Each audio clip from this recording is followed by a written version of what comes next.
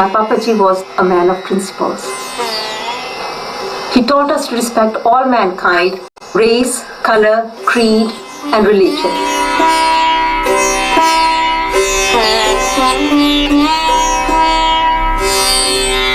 I think I must go back to my childhood to recall certain very vivid memories of him.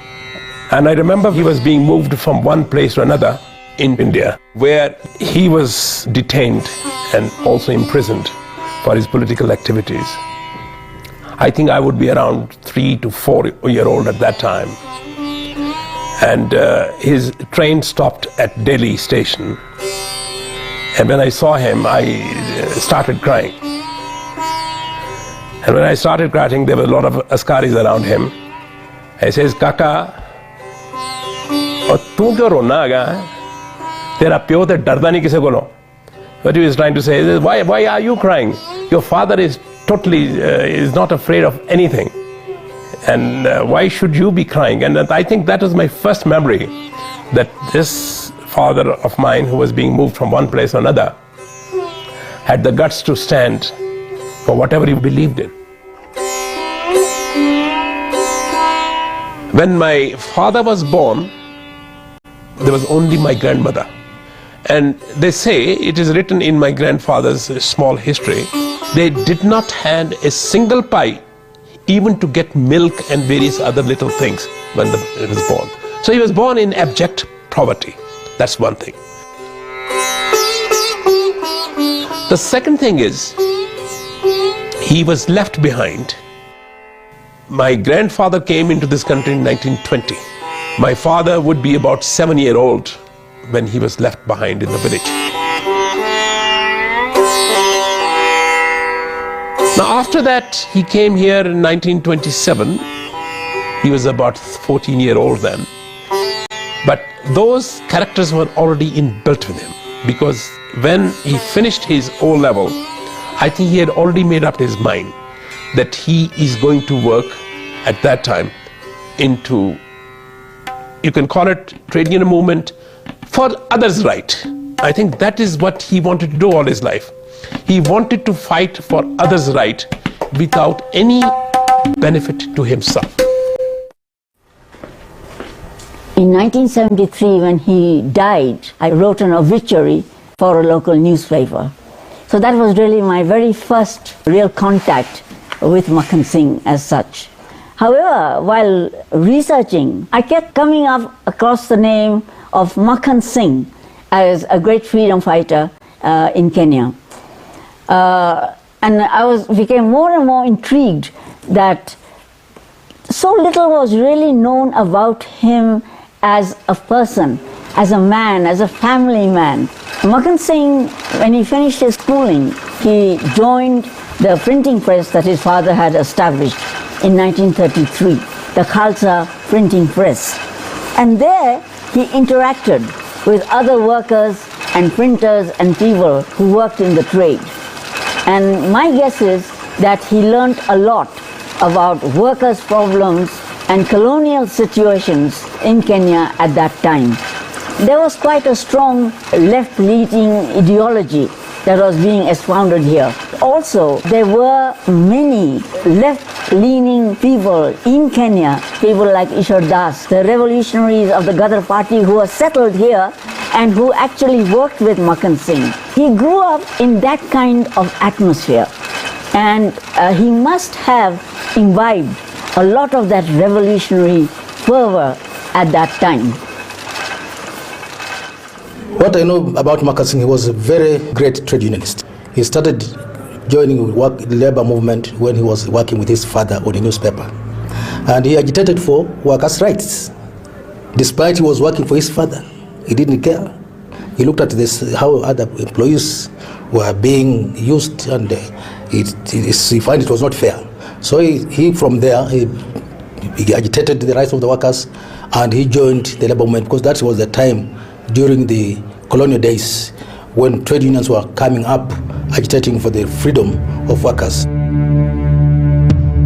Makhan Singh, I've heard of his speeches when he was a leader, when he talked in the TVs, when he talked in the press, when he talked in the newspapers. He was a great man. I admired his vision. And the history we have put, the printing and come up with, we shall not forget, because we are on the foundation put up by late Makan Singh. The most important thing Makan Singh did for Kenya is to enlighten Kenyans to know their rights. Workers didn't know their rights. They were being frustrated, get low paid, work many hours, which Mr. Makan Singh stood for. And he fought hard to make sure that workers can work 9 hours, 8 hours, and remove the long hours people are working, create overtime, improve the welfare of workers. So a lot of things Makan Singh did for the workers which cannot be forgotten. There are several aspects to Makan Singh. First of all, I think he's best known as the founder of the trade union movement in Kenya. Until he came on the scene, workers used to have their odd strikes and whatever, but there was no organized trade union movement. It is he who started it and gave it impetus. More than that even, he was able to understand the importance of the workers' participation in the anti-colonial movement. So he linked trade union matters to politics. And he said that it is the workers who would defeat the colonialists in Kenya. And that is exactly how it happened, because the Mau Mau struggle and all had as its leadership trade union leaders. I have had him talk of different subjects, the politics at the Caroline Social Hall, the meetings at Pumwan Memorial Hall, Kiburi House. He was talking about the problems of the workers, particularly racial discrimination, segregation, Calabar. He talked about people at low level were given low wages when the top level, particularly the Europeans, were given big money.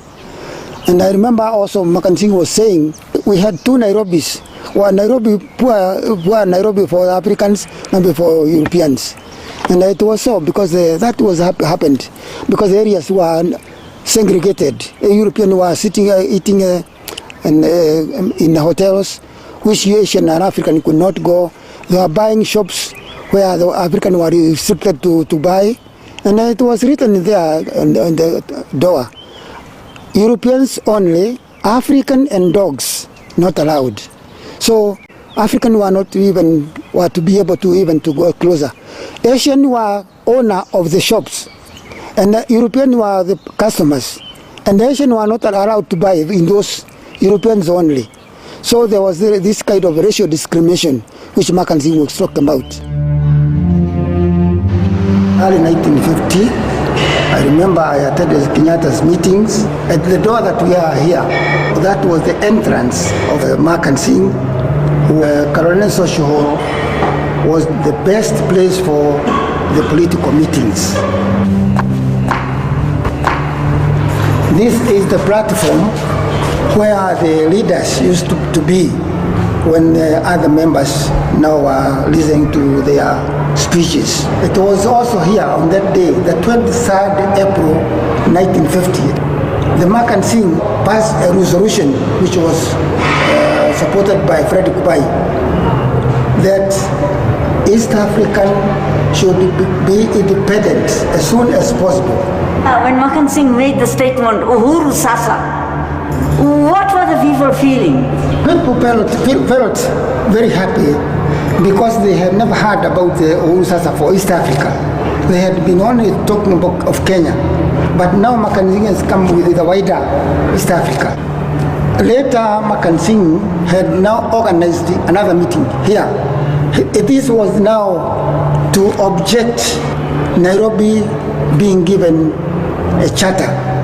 And Makan Singh and Fred Kubai, Kagia and the rest now are leading the trade unions, educating the workers not to accept the gifts, the feasts that were to be given, and the celebration.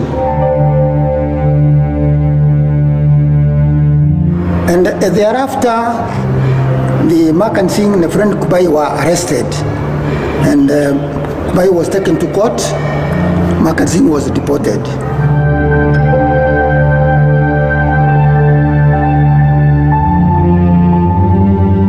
triggered the general strike of Nairobi. It was after the general strike, now workers started seeing the benefits of the trade unions because they had the wage increases, they had the better terms and the condition of service being improved. Workers started seeing the fruit of mercancy thereafter, and trade unions were also recognized. But what he did in those 2 or 3 years that I saw him in 48, 49, were totally amazing. Almost single-handed, he brought the trade union movement on a platform that it could carry it forward. And he never, ever expected anything in return. Never. At that time, it is not just trade union activity that he was involved. He was involved in the actual politics of the country. And I think he was amongst the first persons to use. He said, I want to stop this argument. I want Uhuru Sasa. And I think these were the words he used in Kalonani's very famous speech, which was in 1950 or thereabout. And he was arrested within 2 weeks after that thing. Makhan Singh was a very, very major threat to the British colonialists, more so than perhaps any other leader in Kenya at that time. And he became extremely difficult to deal with. So he had to be really, really isolated. And that's what the British did. With that very stage-managed trial which they held in Nyeri, they detained him and they virtually decided to forget about him. The most hurtful feelings I still have, and when I remember them, they form a very dark, thick cloud over me. That is the morning when he was arrested. I can still see him being taken away by 2 white policemen flanked on either side in a black car which was parked on the footpath along Park Road across from a house while I was clinging to my BBG's leg. Being a child, I could not understand what was going on. That my Papaji was being taken away from me. It was a very traumatic episode.